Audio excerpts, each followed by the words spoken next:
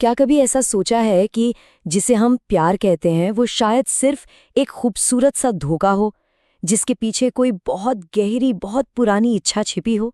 आज हम Leo Tolstoy की एक ऐसी ही कहानी में उतरने वाले हैं, प्रेम या वासना, जो इंसानी रिश्तों के बारे में कुछ बहुत ही असहज सच सामने रखती है।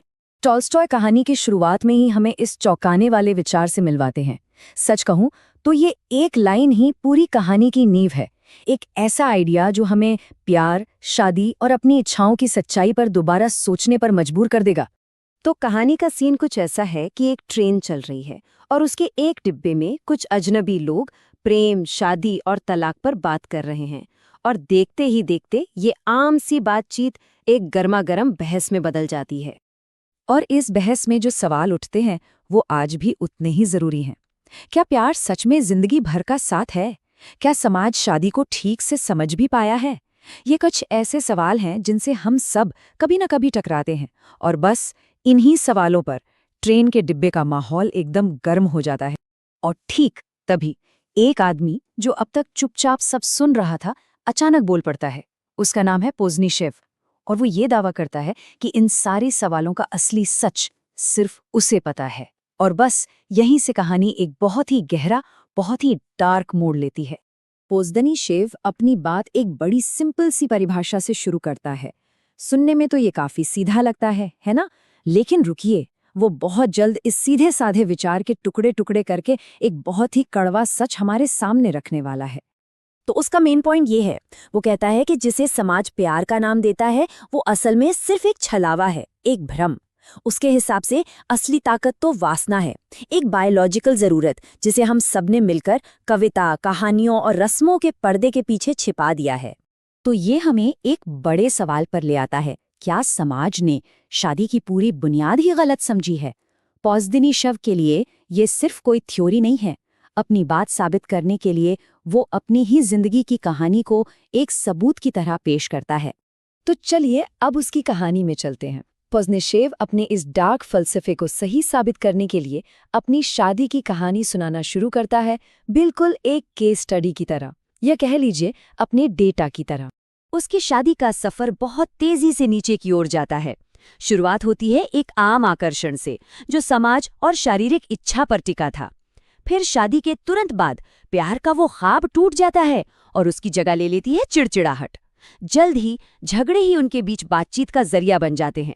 और फिर कहानी में एक नए आदमी की एंट्री होती है और ये सब कुछ एक जानलेवा जुनून मतलब जलन में बदल जाता है। और इस पूरी तबाही के बीच एक ऐसा फैक्ट सामने आता है जो दिमाग हिला देता है। जिस दौरान उनका रिश्ता आपसी नफरत में बदल रहा था, उनके 5 बच्चे हुए। ये दिखाता है कि कैसे बाहर से एक परिवार भरा पूरा दिख सकता है, जबकि अंदर से वो पूरी तरह टूट चुका होता है।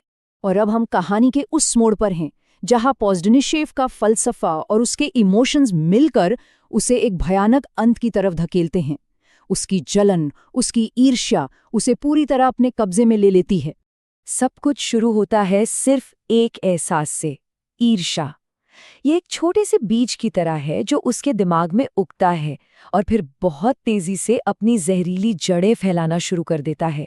और ये जलन जल्द ही शक में बदल जाती है। उसका दिमाग अपनी पत्नी और एक म्यूजिशियन को लेकर शक के जाल में ऐसा फंसता है कि उसे हर नज़र, हर मुस्कान का गलत मतलब ही नजर आता है। और फिर शक बदल जाता है बेकाबू गुस्से में। उसका ये पक्का यकीन कि प्यार एक धोखा है उसे एक ऐसे रास्ते पर ले जाता है जहां से लौटना नामुमकिन था। ये लाइन उसकी दिमागी हालत को बिल्कुल साफ दिखाती है। उसकी नज़रों में उसका शक अब एक अटल सच्चाई बन चुका था और वो मानता था कि वही अकेला है जो इस सच को देख सकता है। और इस पूरी आग में घी का काम करता है बीथोवन का एक म्यूजिक पीस, क्रोइट्ज़र सोनाटा। पोज़नीशेव के लिए ये सिर्फ संगीत नहीं है, वो इसे एक ऐसी ताकत मानता है जो इंसान की छिपी हुई इच्छाओं को जगा सकती है और समाज को बर्बाद कर सकती है। मतलब वही जुनून जिससे वो सबसे ज्यादा डरता है। तो कहानी का तो अंत हो जाता है, लेकिन टॉल्स्टॉय के सवाल तो यहीं से शुरू होते हैं। ये डरावनी कहानी हमें मजबूर करती है कि हम अपनी जिंदगी और अपने यकीन के बारे में एक बार फिर से सोचें। तो आखिर इस कहानी से हम क्या लेकर जाएं? टॉल्स्टॉय हमें कुछ मुश्किल सवालों के साथ छोड़ जाते हैं। क्या आज की शादी की संस्था में ही कोई कमी है?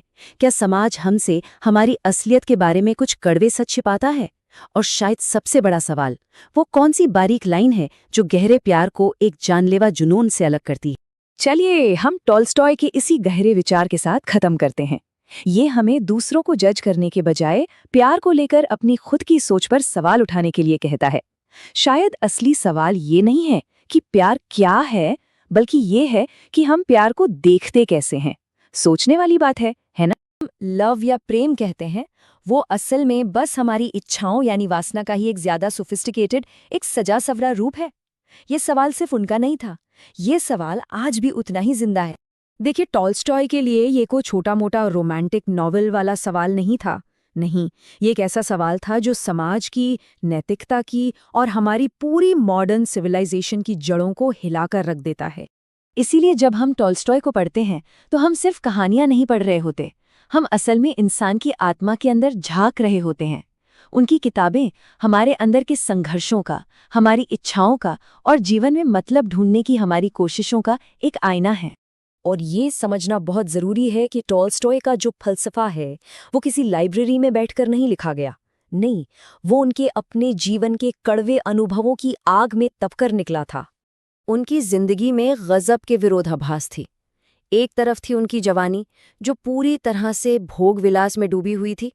फिर आया एक दौर जब उन्हें एक गहरा आध्यात्मिक संकट महसूस हुआ, एक जबरदस्त गिल्ट। और इसी उथल-पुथल ने उनके बाद के जीवन की दिशा तय की, जहां वो नैतिक शुद्धता और त्याग की तलाश में निकल पड़े। तो उनके फलसफे का निचोड़ क्या है? उनके लिए सच्चा प्यार, या कहिए ट्रू लव, वो है जहां आप खुद को मिटा देते हैं, अपना अहंकार तोड़ देते हैं। ये देने के बारे में है, और वासना, वो सिर्फ लेने के बारे में है।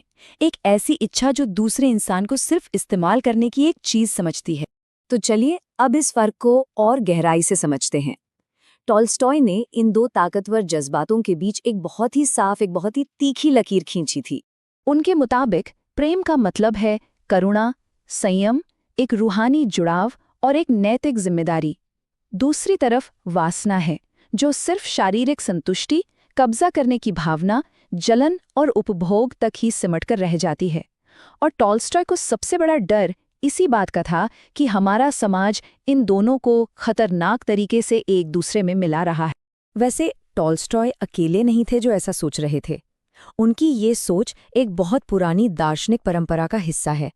सदियों पहले प्लेटो ने भी तो यही कहा था कि प्रेम के दो रूप होते हैं, एक अगापे जो रूहानी होता है और दूसरा ईरोस जो सिर्फ जिस्मानी होता है। अब टॉल्स्टॉय इन आइडियाज को सिर्फ पर्सनल रिश्तों तक ही नहीं रखते, उन्होंने इसे समाज की बड़ी बड़ी संस्थाओं पर भी लागू किया और उन्हें बहुत शक की नज़र से देखा, खासतौर पर शादी को। इसका सबसे चौंकाने वाला उदाहरण मिलता है उनकी एक किताब में, द क्रोइत्सर्स सोनाटा। ये उनकी सबसे विवादित किताबों में से एक है। ये किताब एक ऐसे रिश्ते की कहानी है जिसकी बुनियाद प्यार पर नहीं, सिर्फ शारीरिक आकर्षण पर टिकी है। और टॉल्स्टॉय दिखाते हैं कि जब रिश्ते की नींव में सच्चा प्यार नहीं होता तो वो धीरे धीरे जलन, शक और आखिर में भयानक हिंसा और बर्बादी की तरफ ही जाता है। और यही बात हमें उनकी महान रचना अन्ना कारेनिना में भी दिखती है। अन्ना की कहानी सिर्फ उसकी अपनी त्रासदी नहीं है, बल्कि ये उस पूरे समाज की नाकामी को दिखाती है जो सच्चे इमोशनल कनेक्शन से ज्यादा दिखावे को तवज्जो देता है और जहां औरतों को एक वस्तु की तरह देखा जाता। तो ठीक है, प्रॉब्लम तो समझ आ गई, पर इसका सॉल्यूशन क्या है? अब जरा टॉल्स्टॉय के उस हल पर नजर डालते हैं, प्यार का वो रूहानी और नैतिक रूप जिसकी वो तलाश कर रहे थे। टॉल्स्टॉय का जो सच्चे प्यार का आइडिया था वो तीन बड़ी सोच पर टिका था। इसमें ईसाई धर्म की करुणा और त्याग की भावना थी, गांधी जी का वो विचार था जिसमें प्रेम को बदलाव की एक शक्ति माना गया है, और भारतीय दर्शन की वो गहरी समझ थी जहां प्रेम का मतलब है आत्मा का आत्मा से मिलन। और ये कनेक्शन भारतीय दर्शन से बहुत गहरा है, बिल्कुल गीता के निष्काम कर्म के सिद्धांत की तरह। टॉल्स्टॉय भी यही मानते थे कि रिश्तों में अटैचमेंट यानी आसक्ति और कब्जा करने की भावना ही सारे दुखों की जड़ है। सच्चा प्यार तो आज़ाद करता है, बांधता नहीं। अब ये सब बातें 100-150 साल पुरानी हैं, तो सवाल ये उठता है कि आज ये इतनी ज़रूरी क्यों लगती हैं, पहले से भी ज़्यादा ज़रूरी क्यों लगती हैं? ज़रा सोचिए, आज के डिजिटल युग के बारे में सोचिए, जहां रिश्तों को भी स्वाइप लेफ्ट या राइट किया जाता है, एक प्रोडक्ट की तरह, जहां लोगों को भी उपभोग की वस्तु की तरह देखा जाता है, और सोशल मीडिया पर प्यार का दिखावा करना उसके असली अनुभव से ज्यादा जरूरी हो गया है। ऐसा लगता है टॉल्स्टॉय ने ये सब एक सदी पहले ही देख लिया था। और यही टॉल्स्टॉय का सबसे बड़ा निष्कर्ष और उनकी सबसे बड़ी चेतावनी सामने आती है कि जब कोई समाज वासना को ही प्यार समझने की गलती कर बैठता है, तो वो अंदर से खोखला हो जाता है, फिर चाहे बाहर से वो कितना भी चमकीला और मजबूत क्यों ना दिखे। तो आखिर में टॉल्स्टॉय का ये बड़ा सा दार्शनिक सवाल घूम फिरकर हम सब के लिए एक बहुत ही निजी, एक बहुत ही पर्सनल सवाल बन जाता है कि हम जो कर रहे हैं वो क्या सच में प्रेम है, या हम सिर्फ अपनी इच्छाओं को पूरा करने का एक जरिया ढूंढ रहे हैं। इसका जवाब हम